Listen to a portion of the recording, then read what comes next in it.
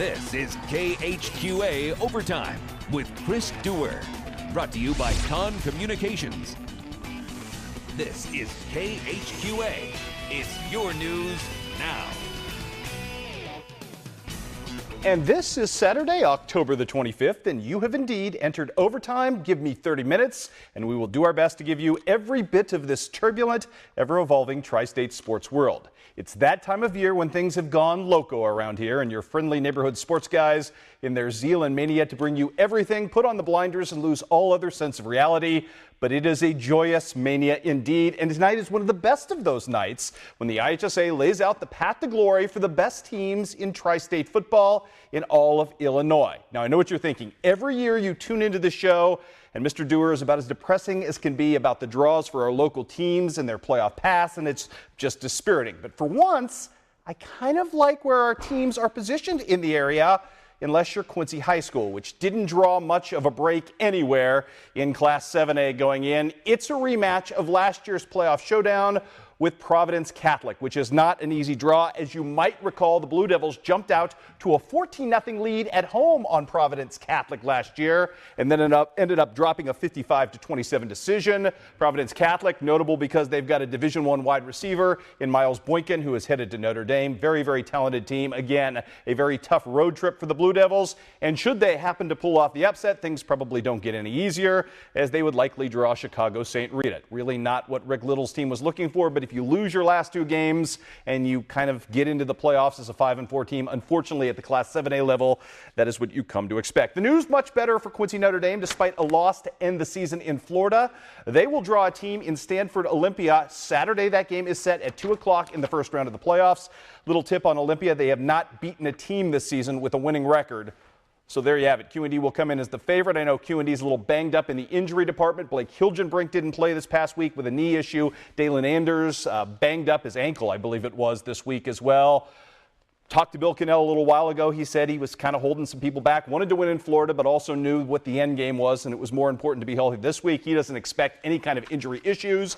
He expects Quincy Notre Dame to be very, very good when they go and take on Olympia this week. And should Quincy Notre Dame get the victory, they will likely get a showdown with their arch nemesis Rochester, though not the same Rochester that Notre Dame has been accustomed to. Over the last 3 weeks, Rochester has given up 140 points. So the three-time defending state champs are reeling a bit. They've also had 2 losses to Decatur MacArthur and, of course, in the Leonard Bowl to Sacred Heart Griffin. I don't know. Quincy Notre Dame isn't positioned badly. Now, the guy who must be, just apparently had a lucky rabbit's foot or something is Lyle Klein. Illini West sneaks into the playoffs tonight largely because West Hancock last night beat Hardin Calhoun. If that didn't happen, Illini West wouldn't have had enough playoff points to get in. Then Illini West goes in as a 16 seed, and they draw Georgetown Ridge Farm, a team that is 7-2, and a team that has been absolutely housed on 2 different occasions this season by both Tuscola and Bismarck Henning. What those two teams have in common, high-powered offenses, which is also something that Illini West has shown. Illini West is coming off a game where they dropped 44 points the other night against a really good Tolono Unity team. Illini West might be the 16 team that gets this done. They are certainly positioned well. They'll have to go on the road on Saturday and win after a long road trip. But I tell you what, if Illini West gets that done, they're sitting pretty as well. On the other side of the bracket, another local team, Rushville Industry, into the playoffs for the first time since, I believe, 2007.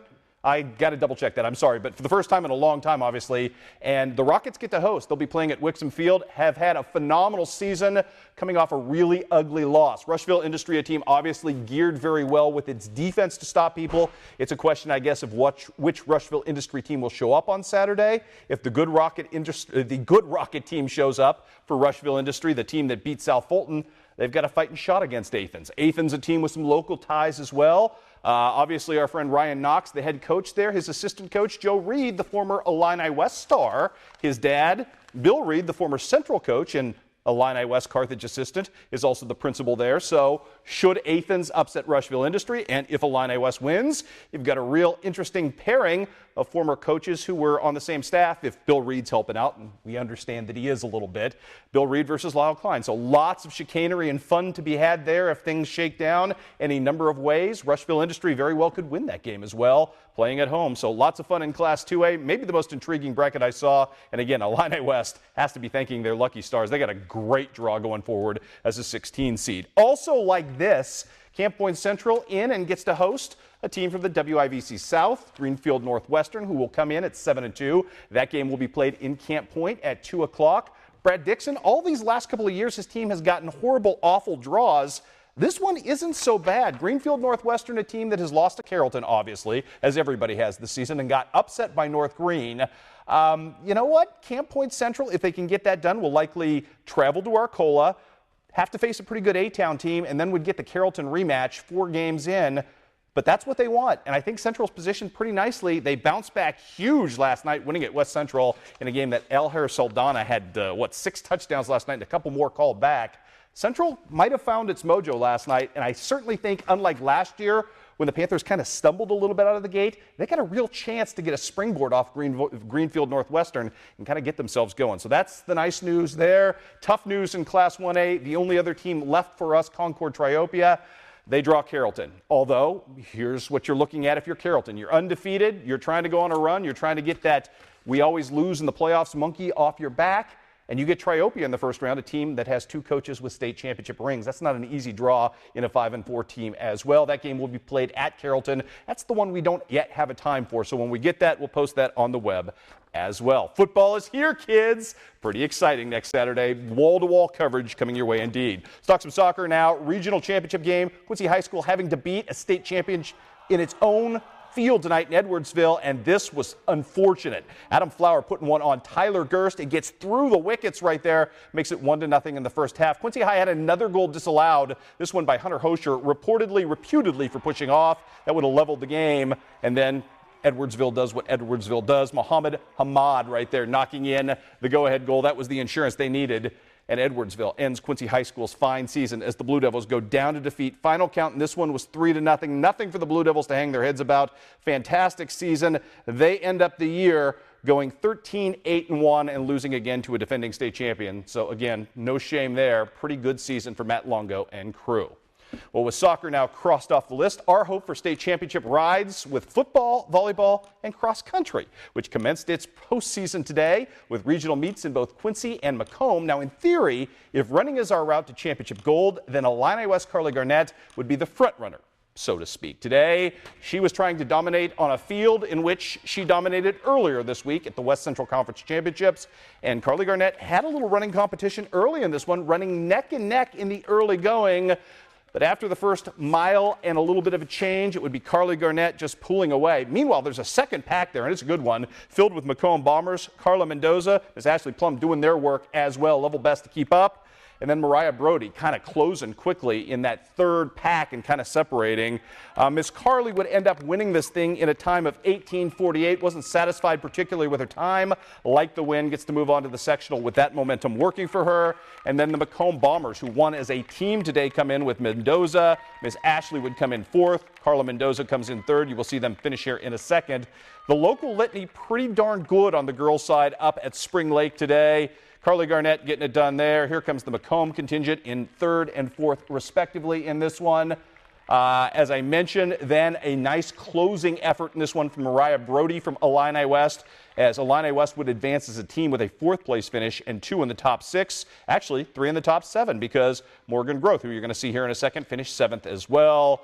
Good stuff as well as from West Hancock as they advance as a team led by Aletha Mulch, who had a really good day. West Hancock finishes in 5th, but the big story on the girls' side here, up at Spring Lake, Macomb winning the regional title and advancing to sectional with that momentum working. Meanwhile, the Quincy Notre Dame girls regional today, the favorites coming into this one, twin sisters Maria and Adrienne Brower of Porta.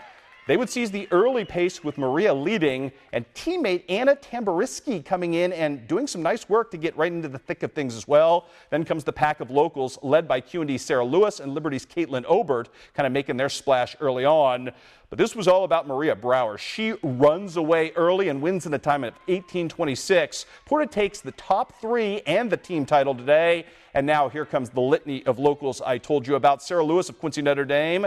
She ends up with the best local time in a time of 20:29, running on her home course. Right behind her, as you can see in the rearview mirror, Caitlin Obert of Liberty. QND as a team advances with a 6th place finish. Liberty as a team, the best local finish there on the girls' side, finishing 3rd, led by Caitlin Obert, who you see in 8th right there, coming up right there. Also Megan Berry, who would finish in 12th. Katie Cook, who would finish in 16th. QND also had Amanda Dreyer in 17th among the top 20s. Let's take a look at the boys' side of things. Unfortunately, I probably should have stayed. Was a little worried about the Western football game today and what was happening over there. I shouldn't have been. More on that in a second.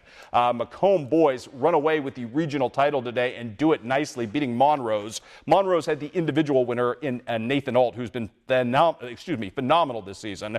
But Macomb with individual showings in 3rd place from Cameron Brock. Marcus Anthony in 4th place and Dottie Wetterling in 5th place. So congratulations to those guys. Good showing there as well. I want to shout out West Hancock's Dalton Ellingbo and John Corvea, who also advance as individuals as well. Nice job, gentlemen. On the boys' side at Quincy Notre Dame, Liberty's Lucas Boer was the top leading local in this one, at least coming in. However, early on, we had some good splash, not just from the favorite in this race, Pleasant Plains' Tyler Johnson, but from Beardstown's Anthony Canton, who got up to the front of the pack early. Looked like he was gonna be a real contender at the top of that pack. Unfortunately, he would fade a bit. Johnson would not. Run a blistering time today of 16:06 as he takes 1st place. His team takes 2nd. Rochester was the big story team-wise, taking 2nd, 3rd, and 4th individually to win the team title. And then it would be all about the locals, and that local contingent, as I mentioned, led by Liberty's Lucas Boer, who would come in 6th place today in a time of 17:03. Liberty also doing well as a team, finishing 3rd. Beardstown well represented in this one by Marcus Blair, who finishes in a time of 17:27 to qualify, and Eli Tenike of Pittsfield, who finishes in a time of 17:28. The aforementioned Mr. Anthony Canton also qualifies as well, so congratulations to all. Want to pass along a tennis note I did not get a chance to pass along this week. Congratulations to Quincy Notre Dame's Olivia Tracy, Abby Moore. They were eliminated in state tennis this week, but did finish 2-2 in doubles. That's a phenomenal showing, one of the best showings in decades for QND girls doubles. So job well done there, ladies. Speaking of Quincy Notre Dame, in volleyball today, hosting their own bash today. Rich Meyer's team opening the day against St. Teresa in this one. Riley Hummert doing Riley Hummert things early on, kind of setting the tone right there.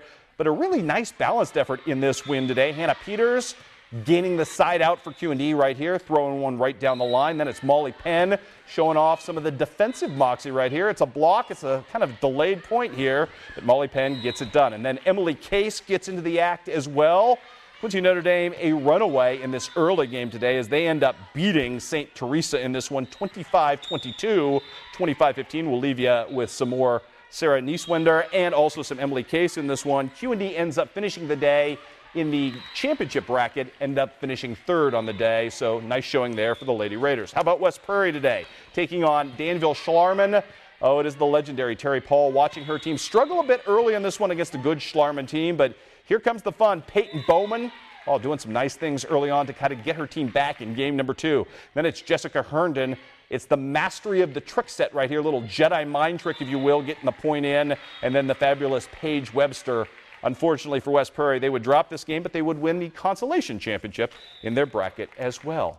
And that was 13 full minutes, and we're just getting warmed up here on Overtime. Coming up next, Quincy University is a football team afire. Details straight ahead.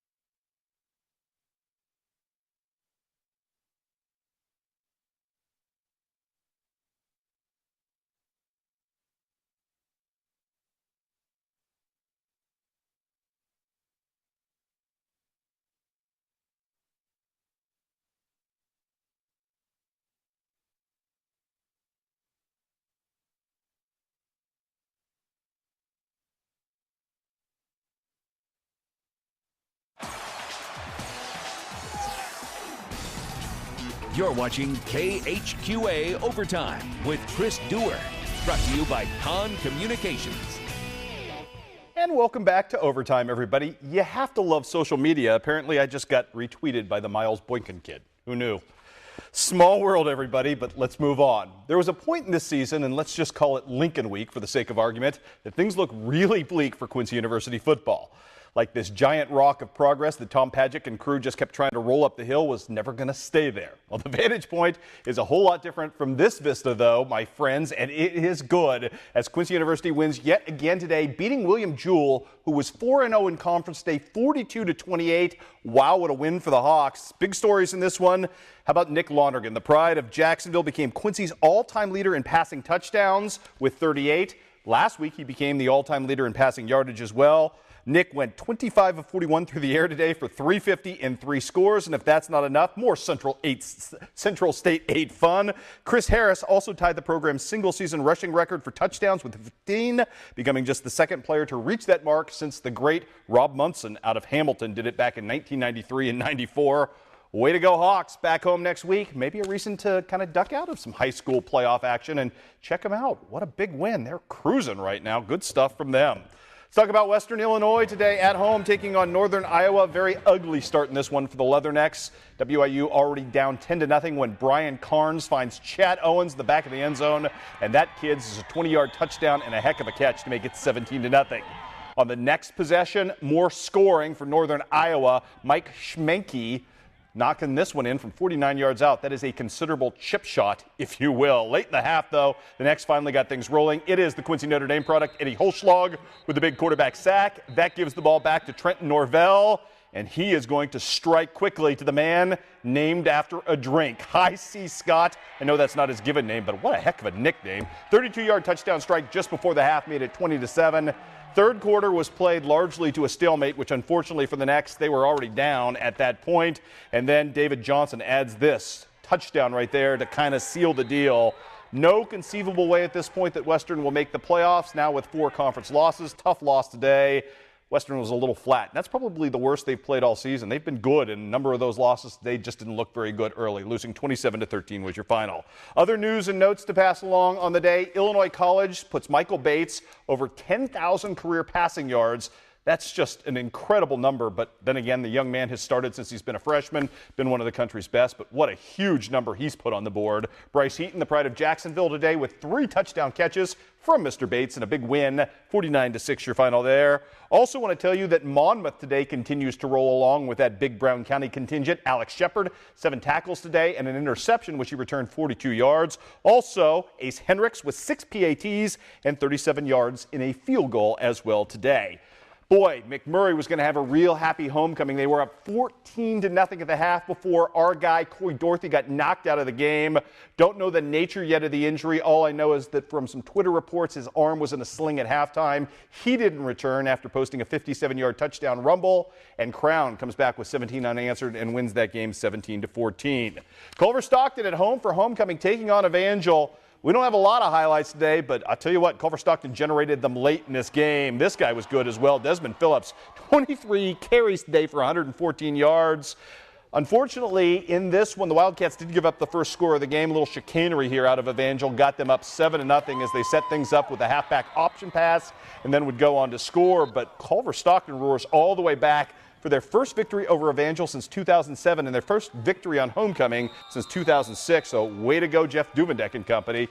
Some signs of life there as well. Good stuff right there. We've got some basketball tonight as well. Jamboree tonight over at John Wood. Met the return of former Pittsfield product and John Wood alum Brad Hamilton, his homecoming tonight. At the other end, though, as irony would have it, the man who replaced Brad Hamilton in the lineup and does Brad Hamilton type things almost as well as Brad Hamilton. Brody Gronwald with a nice shot right there for the 3. Here comes Mr. Hamilton coming down and creating on the break for another former John Wood Trailblazer, Mr. Raviel Burton, who's going to finish neatly in this one off the assist and the dime at the other end. And then right here, John Wood answering back in this one is Paxton Harmon getting things going. the former KHQA Player of the Year, doing the work on the interior, knocking down the jump shot as well. No final on this one. Lots of basketball played over there at John Wood today. Basketball season on the college level just around the corner. And how about another reminder of that? Quite the busy morning at Pepsi Arena as well, with not only a high school volleyball tournament going on, but Marty Bell's annual coaching summit. The QU Basketball Coaches Clinic welcomed Maryville's Kevin Carroll, Umsel's Bob Sunvold, and Rockhurst's Bill O'Connor as guest presenters the last 2 days to coaches from any and all levels of basketball, with presentations that range from the schematic to the philosophic. Palmyra skipper Brian Menney told me that it's a great opportunity to go pick the brains of very established college coaches in a very relaxed setting. Other luminaries today locally who attended included Quincy High's Andy Douglas, Keith Carruthers, the man who engineered that great state run, and of course Brock Idris from Monroe City. Good crowd on hand for that as well today. Some college scores to pass along as well.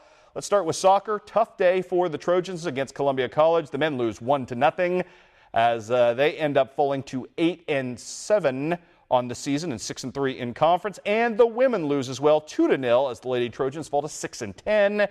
Good day, though, for the Quincy University volleyball team, which wins 3-1 over Southern Indiana. Summer Holder leading the way in that one with 17 digs was the Quincy High product. Up next, your Con Communication connection by way of an offensive lineman this time. Those highlights straight ahead.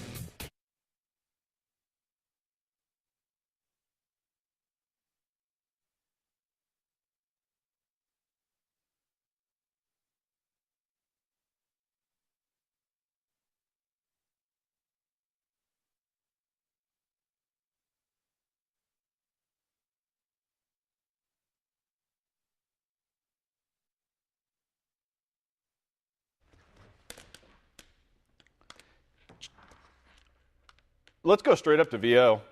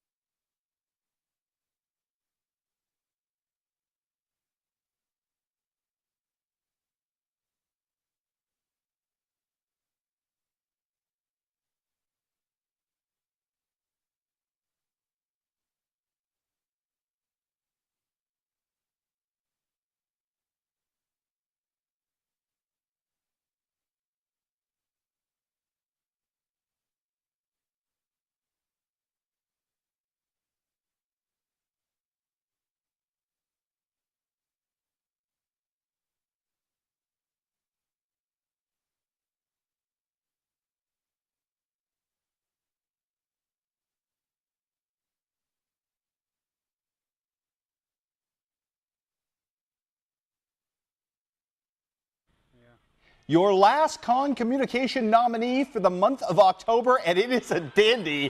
Been watching football for 40 plus years, never seen anything like what we saw from Kendall Hall last night. West Hancock's up man on the kickoff return as Calhoun tried the onside kick. Hall not only fields the ball cleanly, he decides he's going to run directly at a would-be tackler, and that's not good for the would-be tackler. Kendall Hall is a large and powerful man. He trucks the kid and then takes it to the house. Kendall Hall, just wow. Unbelievable stuff, young man, and good for you. You are the fifth and final nominee for the month, and it's been a really good month. Let's look at the other nominees for which you will have a chance to start voting on Monday. You can vote through Friday, and next week right here on Overtime, we will name the winner. And if you vote, you have a chance to be thrown into the hat for a drawing for a great prize package from Con Communications. So first, of course, the immaculate reception, one of the best touchdown receptions we've ever seen around here, as Jace Glover somehow pulls the ball off a bounced pass and takes it into the end zone against Sal Shelby. Taryn Ritter's phenomenal juggling interception for Monroe City. A huge home run, the first of her career for Hope Miller. And Nolan Ard's ridiculous punt return last week for Illini West, along with what Kendall Hall just did. Good luck voting, my people. Wherever you go, I don't think you can go wrong. You can't go wrong staying here. We'll have more overtime for you coming up after this.